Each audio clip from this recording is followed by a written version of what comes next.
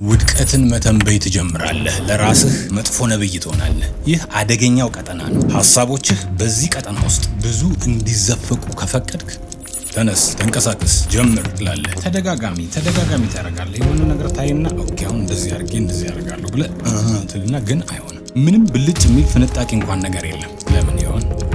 ልብ በል። ቋጠሮ የለም እያልኩ አይደለም። እዚህ ጋር ቋጠሮም አለ፣ አስቆጣሪም አለ፣ ቋጣሪም አለ። ነገር ግን እኛ በራሳችን ላይ የምንቋጥረው ቋጠሮ ይበልጣል።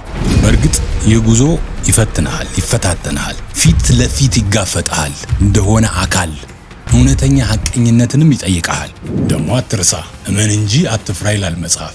ከቋጠሮውም ከአስቋጣሪውም ከቋጣሪውም በላይ የሆነ አምላክ አለን፣ ፈጣሪ አለን። ብዙዎች ዲሲፕሊንን ያደንቃል፣ ያንቆለጳጵሱታል። ነገር ግን እሱን ለመገንባት የሚጠይቀውን የውስጥ ጦርነት የሚፋለሙት ጥቂቶች ብቻ ናቸው። ስለዚህ ማስተካከያው ወይም ሪሴት በተኑ በፍጥነት መምጣት አለበት። ታዲያ እዚህ ጋር ልብ በል። በስሜት ወይም በጩኸት ወይም የሆነ አይደለም፣ እንደሱ አይደለም። ከመምራት ይልቅ ይመኛል። አእምሮ ደግሞ ያንን ልፍስፍስነት ይከተለዋል፣ ይቀበላል። አእምሮ የሚመራውን ድምፅ ጉልበት ይኮርጃል። አስምርባት እችን ነገር። አእምሮ የሚመራውን ድምፅ ጉልበት ይኮርጃል። መልሰህ ለማስተካከል የውስጥ ድምፅህን ከተቀባይነት ወደ አዛዥነት መቀየር አለብህ። ዛሬ መጀመር ብችል ደስ ይለኝ ነበር ሳይሆን ማለት ያለብህ አሁን እንጀምራለን። አላህ አይደል እስካሁን እዚህ ጋር ትንፋሽ ውሰድ። ትንፋሽ አሳጣው መሰለኝ አይደል? በላይክ አድርግና እንቀጥል። አንድ ብለን እንጀምራለን።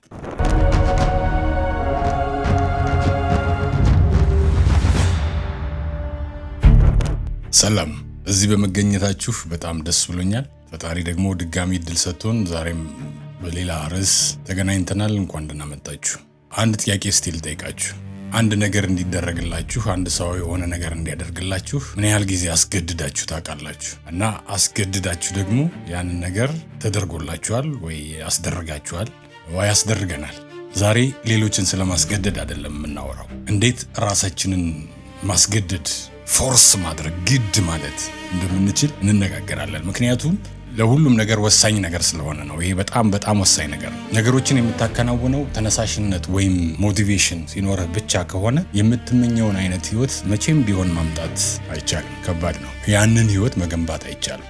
በተነሳሽነት ደስ ሲል ብቻ ማለት ደስ ሲል አብዛኞቻችን ይህንን እውነታ በውስጣችን እናውቀዋለን። በደንብ በቲዮሪ ደረጃ ጥንቅቅ አድርገን ነው የምናውቀው። ነገር ግን ፊት ለፊት ለመጋፈጥ እንፈራለን። ልክ እንደ አየር ጸባይ ሁሉ ተነሳሽነትን በራሱ ጊዜ ተቀያይሮ እስኪመጣ ድረስ እንጠብቃለን። ፍሊፕ አውት፣ ፍሊፕ ዳውን፣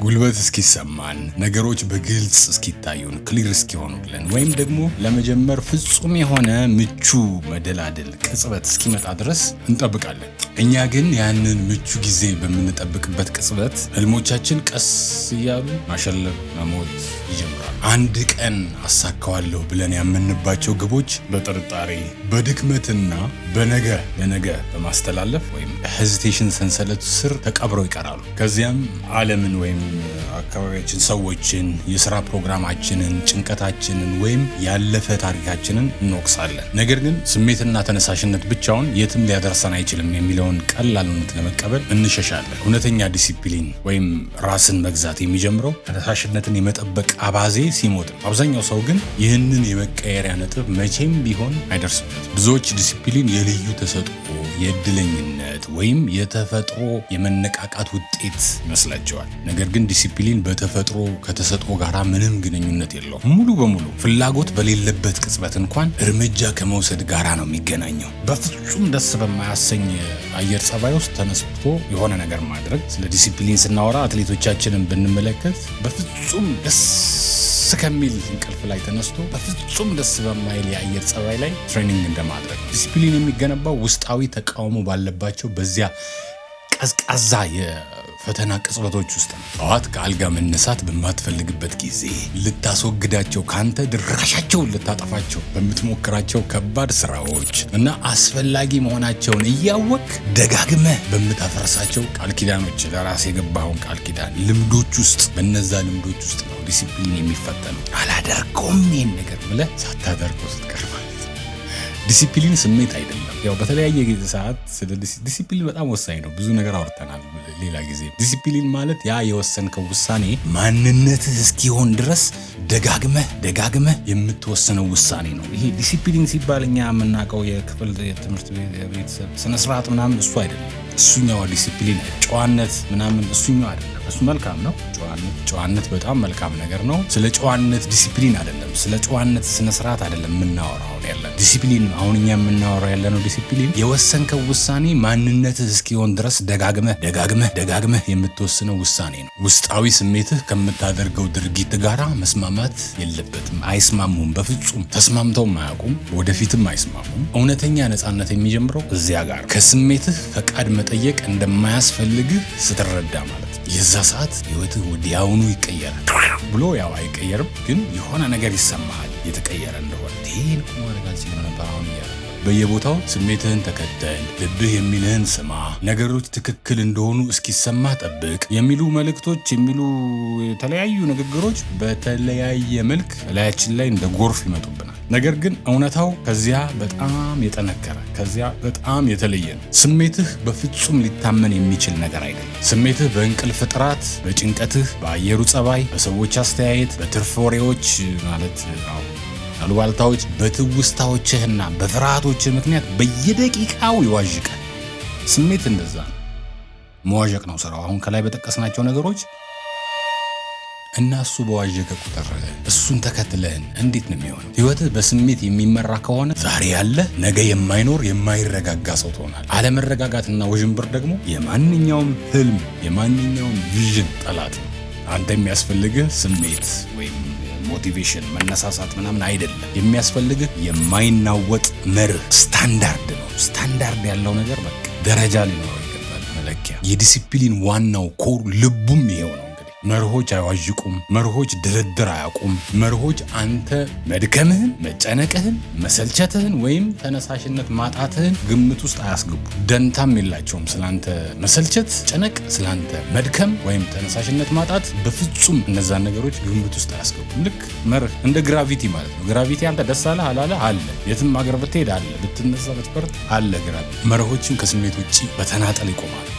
ከስሜት በተቃራኒው ለብቻቸው ነው የሚቆሙት። ሁሉም ነገር ወደ ጎን ሊጎትትህ ሲሞክር አንተን አቀንተው ለማቆም ነው እነሱ ያሉት። በህይወትህ ውስጥ መርሆችን ስትገነባ ስሜትህ ሊሰብረው የማይችለውን ጠንካራ መዋቅር ትሰራለህ። ከጥርጣሬ ከምክንያቶችና በዙሪያ ካለው ጫጫታ ሁሉ በላይ የጠነከረ መሰረትን ትጥላለህ። መርህ ከስሜቶች በላይ ነው። ግልጽነት ወይም ክላሪቲ ከስሜት በላይ ይበረታል፣ ይጠነክራል። ምን ማድረግ እንዳለብህና ለምን እንደሚያስፈልግህ በትክክል ስታውቅ እንዲሁም መባዘንህን ታቆማለህ።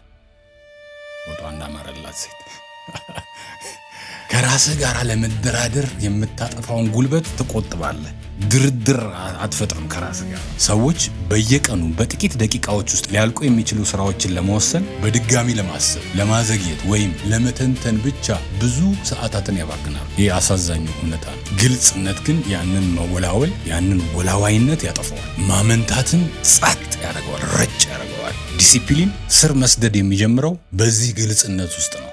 ባለስልጣንነት አውቶሪቲ ከስሜት በላይ ይበረታል። በገዛ ራስህ ላይ ልትከተለው እንደሚገባ መሪ ሆነ ራስህን ማዘዝ መልመድ አለብህ። በልመና ወይም በምክንያት ምናምን አይደለም። ኧረ እኮ ይሄ ነገር ይጠቅመናል፣ እንዴት ነው እንደዚህ እናድርግ ምናምን አይደለም። እንደሱ አይደለም። በጥብቅ አቅጣጫ በመስጠት መመሪያ በመስጠት በመረጋጋትና በጽናት ለራስህ ጠንካራ መመሪያ ስትሰጥ አእምሮህ ምላሽ ይሰጣል። ባለስልጣንነት እንቅስቃሴን ይፈጥራል። አውቶሪቲ አለ አሁን አትለማመጠው ምናምን አረ እንነሳ ምናምን አረ እንሂድ እዛ ይጠቅመናል። እንቅስቃሴ ዲሲፕሊንን ይገነባል። ዲሲፕሊን ደግሞ ውጤትን ያመጣል። ትክክለኛነት ከውዥንብር በላይ ይበረታል። ብዙ ሰዎች የሚወድቁት ደካማ ስለሆኑ እኮ አይደለም። ብዙ ህይወታቸው ስትራክቸር መዋቅር ስለሌለው ሁሉንም ነገር በአንድ ጊዜ ለመቀየር ይሞክራሉ። ትላልቅ እቅዶችን ያወጣሉ። ከአቅም በላይ የሆኑ ተስፋዎችን ይሰንቃሉ። በመጨረሻም በራሳቸው ምኞት ከባድነት ስር ተጭነው ይወድቃሉ። ይጫናቸዋል።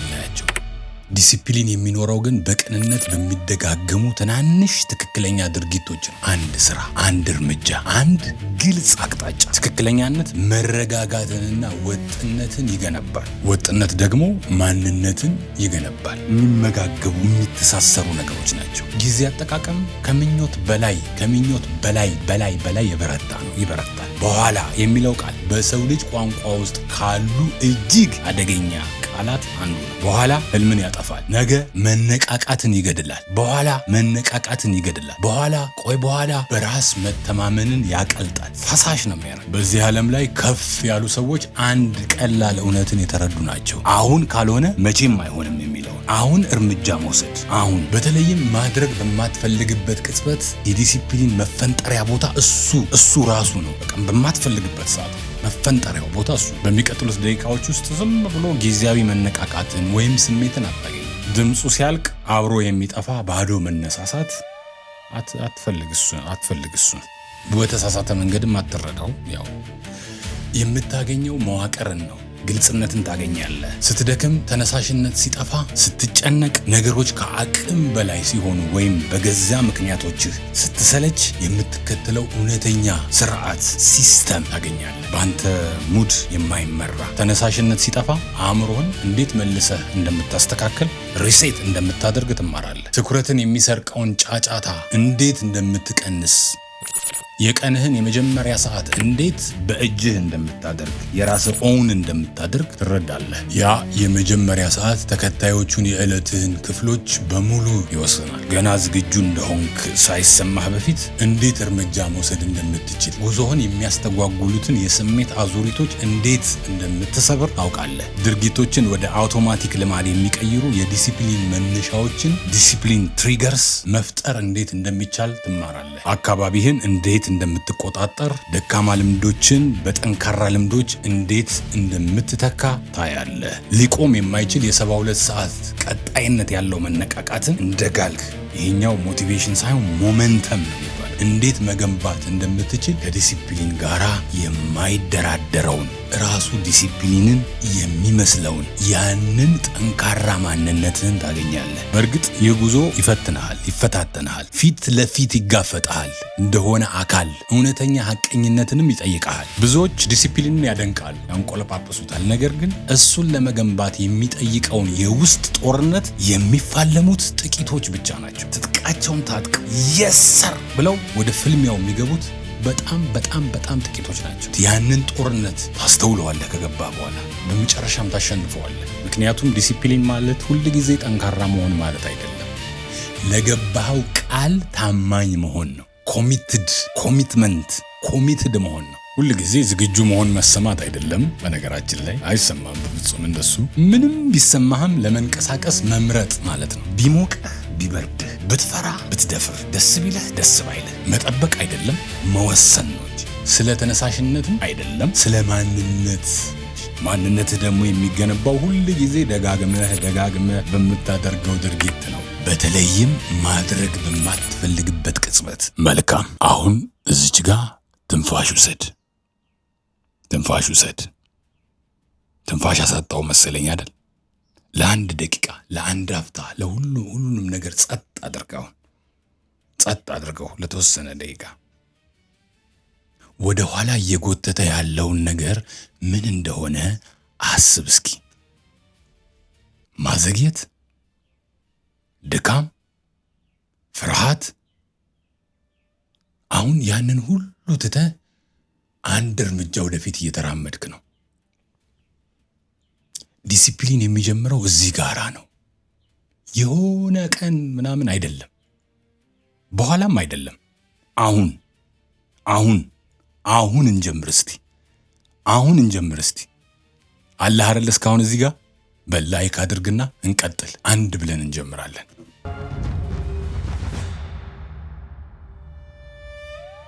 እሺ እንቀጥላለን። እስቲ አንድ ነገር እዚህ ጋር ላንሳ። ተቀጥረህ እየሰራህ በጣም ታታሪ ሰራተኛ፣ በድርጅቱ በአለቃህ በሰራተኞች በጣም የምትወደድ፣ ከስተመሮችም በደንበኞችም የአገልግሎት ሰጪ ቦታ ላይ ከሆነ እንደዛ በጣም የምትወደድና ተፍተፍ ብለህ በቃ ያለሱ የሚባልለት ከላይ እስከታች ስምህ በቃ የገነነ አለቃህ እስኪቀናበት ድረስ ማለት ነው። እንደሱ ሆነ እየሰራሽ እያለ አንተም አንቺም ካልኩኝ በቃ ለራሳችሁ አድርጋችሁ አዳምጡኝ። እየሰራህ እያለ ድንገት ሀሳብ ይመጣልሃል። ኢንተርፕረነር መሆን ያምርሃል። ወይም ደግሞ በቃ በራሴ እንደዚህማ ከሆነ በራሴ ብሰራስ፣ ለራሴ ብሰራስ። ከዛ በተለያየ ሁኔታዎች ደግሞ በተለያየ አይነት ነገሮች ኢንፎርሜሽን ትሰማለህ። ለራስህ ተቀጠር፣ አለቃ አያስፈልግህም ምናምን የሚባል ነገር ትሰማና በራስህ ለመጀመር ትነሳለህ። ከዛ ድርጅቱን ለቀህ ትወጣለህ። ከዛ እዛ ጋ ጥይት የነበርከው ሰውዬ የራስን ስራ ስትጀምር ቀስ በቀስ መንጓተት ትጀምራለህ። ስታየው እንዳሰብከው አይሆንም። እንደዛ ነው፣ እንደዚህ ነው፣ እንዴ ምንድነው ይሄ ነገር ትላለህ። ብዙ ነገር ታስባለህ። ለምን እንደሆነ ልንገርህ፣ ሰነፍ ስለሆንክ ነው፣ ወይም ደግሞ ስነ ስርዓት ስለሌለህ ነው እንደዛ ይሆንከው። እዛ እያለሁ ለምን እንደዛ ሆንክ ካልከኝ፣ እዛ እያለህ በአለቃህ ስነ ስርዓት ስር ነው ስነ ስርዓት ይዘህ የነበርከው። ስነ ስርዓቱ ያለቃህ እንጂ ያንተ አልነበረም። ከወጣህ በኋላ ነገሮች አሉን ሲሉ አልሳካስ ሲሉ አለቃህ ቋጥሮብህ አይደለም፣ አስቋጥሮብህም አይደለም፣ ረግሞህም አይደለም። ቆይ እዚህ ጋር አንድ ነገር ልብ በል፣ በተሳሳተ መንገድ እንዳትረዳኝ። ቋጠሮ የለም እያልኩ አይደለም። እዚህ ጋር ቋጠሮም አለ፣ አስቆጣሪም አለ፣ ቋጣሪም አለ። ነገር ግን እኛ በራሳችን ላይ የምንቋጠረው ቋጠሮ ይበልጣል። ስለ ቋጠሮ ኧረ በደንብ ነው ያለው፣ በደንብ ይሄ ፀሐይ የሞቀው አደባባይ የወጣ ሁሉም የሚያውቀው ነገር ነው። እኔ ልነግርህ የፈለግኩት ያኛው ስለዛኛው ቋጠሮማ እንነጋገርበታለን። ግን እኛ ራሳችን ላይ የምንቋጥረውን ቋጠሮ ወይም ደግሞ በራሳችን ቁጥጥር ስር ያለውን ነገር መጀመሪያ ማየት፣ መፍታት፣ ራሳችንን መፈተሽ ስላለብን ይህን ነገር ማነሳለን። እየገባህ ይመስለኛል። ታገሰኝ። ያው ትንሽ መረር ያለ ነገር እንደሆነ ይገባኛል። አየህ እዛ ጋራ እስቲ አስብ። የሆኑ ቀናቶች አረ ያ ነጭናጫ ሰው፣ አረ ያ ኃይለኛ አለቃይ፣ አረ እንደዛ እሱ ሳይገባ ቀድሜው ልግባ ብለህ በሌሊት በቃ ሁሉ ተነስተ እንደውም በህልም አንተ እስካሁን ድረስ አልገባህም እንዴ ምናምን ብሎ ሲጮህብህ አይተህ ተነስተህ የምትሄደው ስነ ስርዓት ያስከው በሰውየው ስር ስለነበረ በዛ በአለቃ ስር ማለት ነው። አንተ የግልህ የራስህ ዲሲፕሊን አልገነባህም ነበረ ማለት ነው። አየህ፣ ስለዚህ ብዙ ነገሮች ስነ ስርዓት ያስይዙሃል። እዛ ጋር ደሞዝ ይቆረጥብሃል፣ ባረርም ሊኖር ይችላል፣ ቁጣ አለ፣ ግልምጫ አለ፣ ፊት መነሳት አለ። እነዚህ ሁሉ ስነ ስርዓት እንድትይዝ አድርገውህ ነበረ። ይሄ ማለት ችሎታ የለህም ማለት ነው? አይደለም። ችሎታው ያንተ ነው አለ። ተወዳጅ አልነበርክም ማለት ነው? ትወደዳለህ በደንብ። ስምህ ከላይ እስከታች በቃ እንትናዬ ነው፣ በቃ ከስተመር የሚመጣል እንትና የለም እንትና ቢሰራልኝ እንትና ቢያደርግልኝ የምትባል ሰው ነህ። ወደ ራስህ ግን ስትመጣ ደመና የሆነ ቀን አይ ቆይ እስቲ ትንሽ ደመናው ገለጥ ይበል፣ ዝናብ የሆነ ቀን አይ ዛሬ ዝናብ ነው፣ ሰኞ ሲሆን ብላክ መንዴይ ትላንትና ኳስ አይቼ እንትን ሆኜ እንደዚህ አድርጌ ዛሬ እንዴት አድርጌ ወደ ስራ እሄዳለሁ ትላለህ። አሁን የማን ነው ስራው? ያንተ ነው። ተቆጣጣሪው ማን ነው? አንተ ነህ። አለቃው ማን ነው? አንተ ነህ። አየህ፣ እዚህ ጋር ነው ትልቅ ዲሲፕሊን የሚጠይቀው። ስለዚህ ይሄ አሁን ዛሬ አንስተን የምንነጋገርበት ነገር በጣም ስለሚረዳህ፣ ስለሚያግዝሽ ወይ ደግሞ ሌላ ሰው በዚህ አቅጣጫ እናንተ በቃ ጥሩ ዲሲፕሊን ያላችሁ ትሆኑና ሌላ የሚያስፈልገው ሰው ካለ ሪኮመንድ እንድታረጉ በዚሁ አጋጣሚ እጠይቃችኋለሁ። አሁን መቀጠል እንችላለን። የተግባባን ይመስለኛል። ቅድም መሀል ላይ አነስቼ የነበረው ስለ ቋጠሮ አትደናገሩ አለ። እኔ የለም እያልኩ አይደለም። ስለሱም በጊዜው በሂደት እናነሳዋለን። የምናነሳበት ጊዜ ይኖረናል። መጀመሪያ ግን ራሳችን ላይ እንስራ፣ ከሰበበኝነት እንውጣ። መጀመሪያ ራሳችን ጋር ያለውን በቁጥጥር ስራችን ያለውን ነገር በእጃችን ያለውን ነገር ላይ ከሰራን በኋላ ሌላውን እንቀጥልበታለን። ደግሞ አትርሳ፣ እመን እንጂ አትፍራ ይላል መጽሐፍ። ከቋጠሮውም ከአስቋጣሪውም ከቋጣሪውም በላይ የሆነ አምላክ አለን፣ ፈጣሪ አለን። ይሄን አትርሳ። እመን እንጂ አትፍራ ያለው ጌታችን በሐዋርያው አማካኝነት ደግሞ ምን ብሏል? በአእምሯችሁ መታደስ ተለወጡ አላለም ብሏል። እንግዲህ በየእምነታችን እንደዚህ አይነት ቀጥታ እንደዚህ እንኳን ባይሆን ተመሳሳይ የሆኑ ነገሮች በየእምነታችን ይኖራሉ ብዬ ተስፋ አደርጋለሁ። ስለዚህ ይህንን መነሻ በማድረግ ዳዊትም ልቡን በእግዚአብሔር አበረታ ብለን በርትተን ወደ ቀጣዩ ክፍል እንሸጋገራለን ማለት ነው። በደንብ ታግሳችሁ አዳምጡ። ይሄ በጣም ወሳኝ መሰረት ነው። ይሄ ለገዛ አእምሮዬ ለገዛ ጭንቅላቴ መጀመሪያ የገዛ ጭንቅላታችን ላይ መስራት ስላለብን እናንተም ይሄን እንድትረዱት በሚል ነው። ስለዚህ አሁን እንቀጥላለን። ወደ ቀደመው ነገራችን እንገባለን ማለት ነው። አብራችሁን ቆዩ። ለቻናሉ እንግዳ ከሆናችሁ ሰብስክራይብ ማድረግ፣ የደውል ምልክቷን መጫን ይገባችኋል። ምክንያቱም ስለምትጠቀሙ ማለት ነው። ላይክ ማድረግ ይሄ ሐሳብ ይሄ ግንባታ ለሁላችን ስለሚጠቅም ዛሬ ባይጠቅማችሁ ነገ ይጠቅማችኋል። ለእናንተ ባይጠቅም ለልጆቻችሁ ይጠቅማል።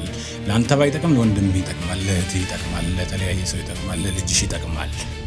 አይመስላችሁም? ስለዚህ ታምዛ ስታረጉ አልጎሪዝሙ ይሄ ነገር ተገቢ ነው፣ አስፈላጊ ነው፣ ሌሎች ጋር መድረስ አለበት እያለ ለቀቅ ያደርገዋል። ስለዚህ መጀመሪያ የራሳችን ቋጠሮ ራሳችን በራሳችን ላይ የምንቋጠረው ላይ እንስራ በሚል ነው። ርዕሳችን ምንድነው?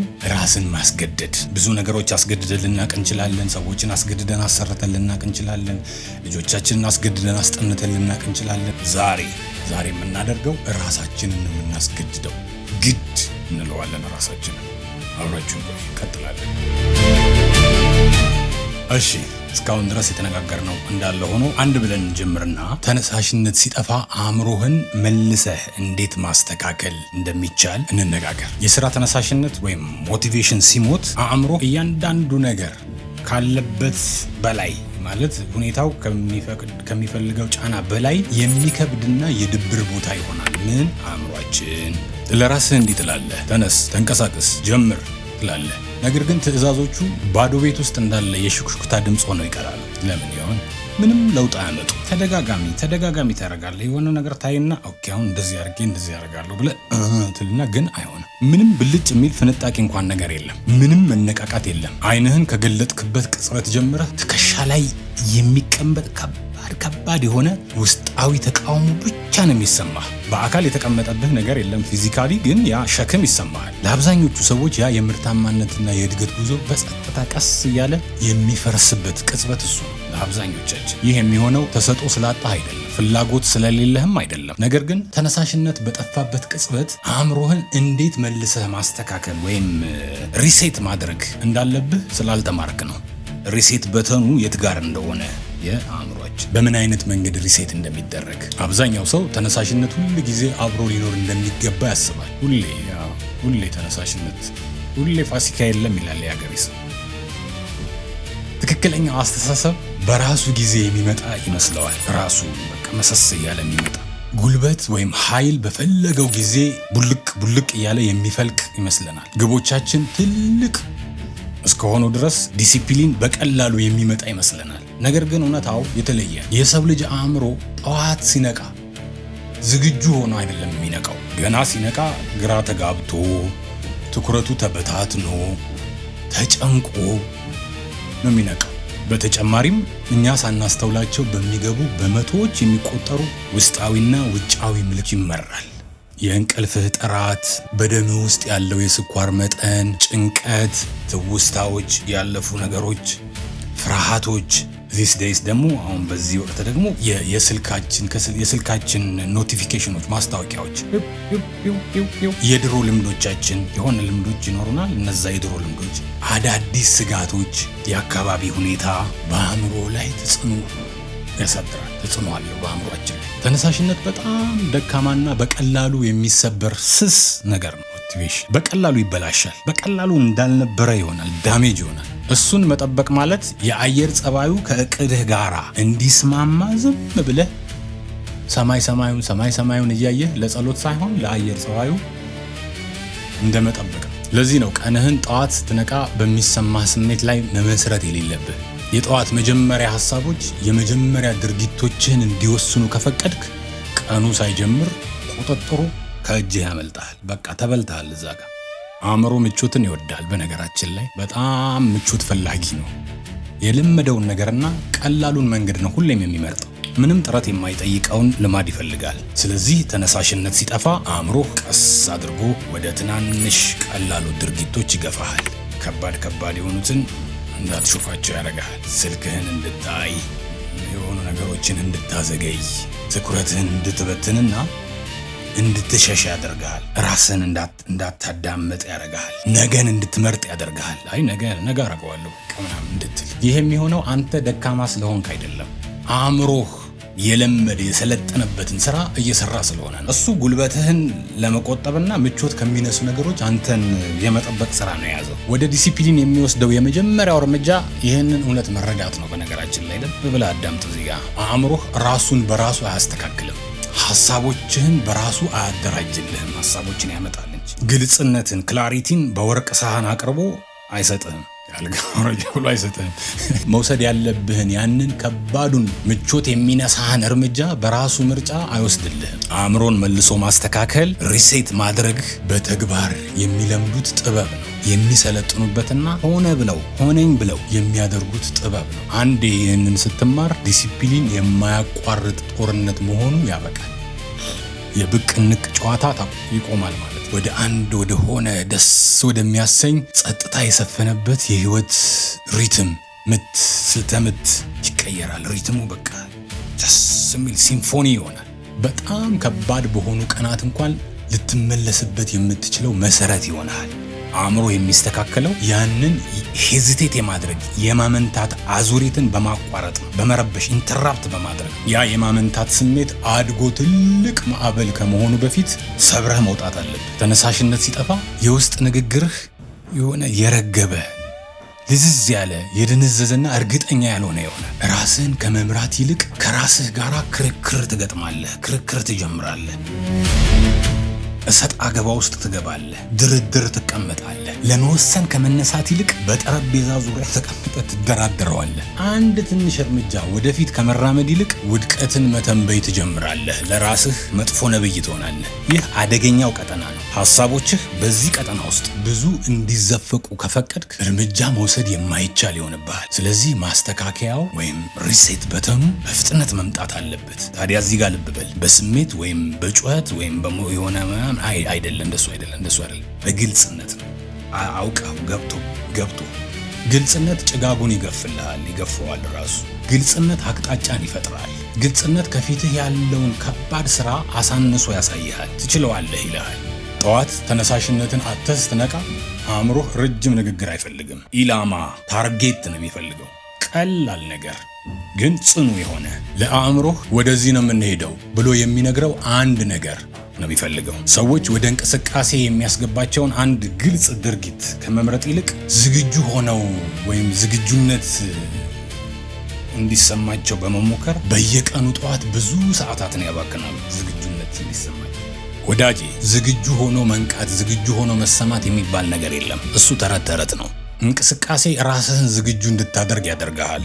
ድርጊት ጥንካሬን ይፈጥርልሃል። የመጀመሪያው እርምጃ ቀጣዩን እርምጃ ይወልዳል። ነገር ግን ግልጽነት ብቻውን በቂ አይደለም። ስልጣን ያስፈልጋል። ባለስልጣንነትም ያስፈልጋል። ለራስህ ባለስልጣን መሆን አለብህ።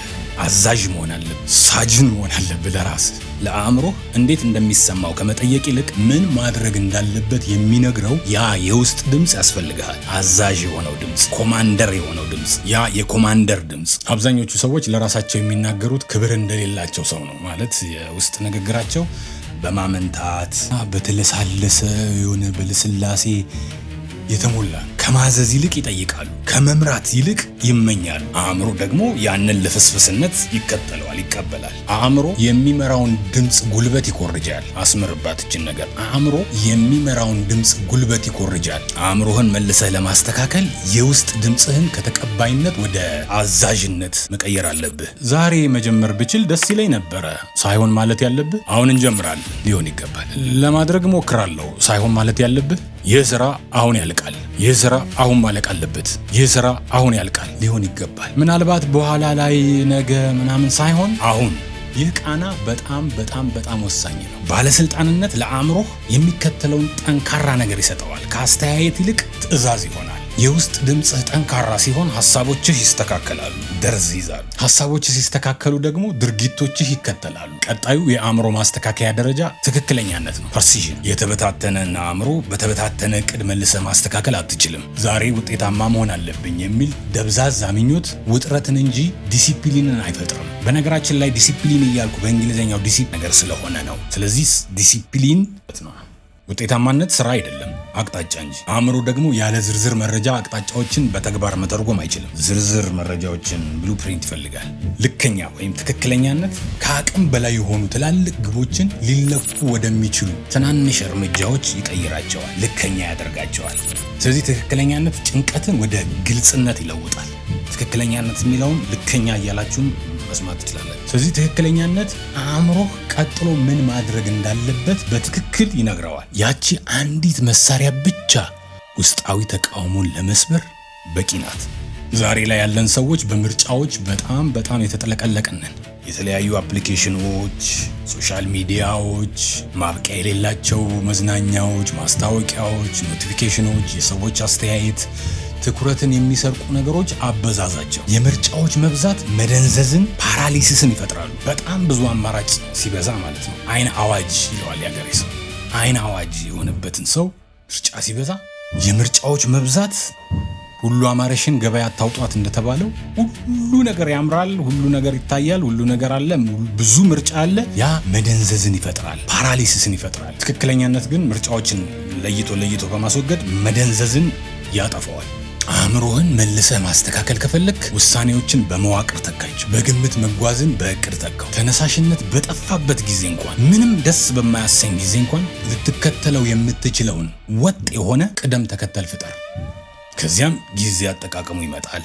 ይህ በአእምሮ ዲሲፕሊን ውስጥ ከሁሉ በላይ ዋጋ የሚነፈገው ክፍል ነው። ጊዜ አጠቃቀሙ ማስተካከያው መስራት አለመስራቱን ይወስናል። ለመጀመር ብዙ ጊዜ በቆየህ ቁጥር ስራው ይበልጥ እየከበደ ይሄዳል። ብዙ ባሰብክበት ቁጥር ብዙ ውስጣዊ ተቃውሞች ይፈጠርብሃል።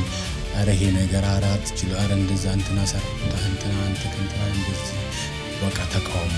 ብዙ ከተደራደርክ ለራስህ ያለህ እምነት፣ ለራስህ ያለህ ግምት እየቀነሰ ይሄዳል። ማስተካከያው በፍጥነት መሆን አለበት። በደቂቃዎች ውስጥ ሳይሆን በሰከንዶች ውስጥ። በአተነፋፈስ ላይ የምታደርገው ትንሽ ለውጥ፣ የሰውነትን አቀማመጥ መቀየር፣ አካላዊ እንቅስቃሴ ወይም አንዲት ድርጊት ቀኑ መጀመሩን ለአእምሮህ የሚነግሩት መነሻዎች ወይም ትሪገርስ እነዚህ ናቸው አሁን የጠቀስናቸው።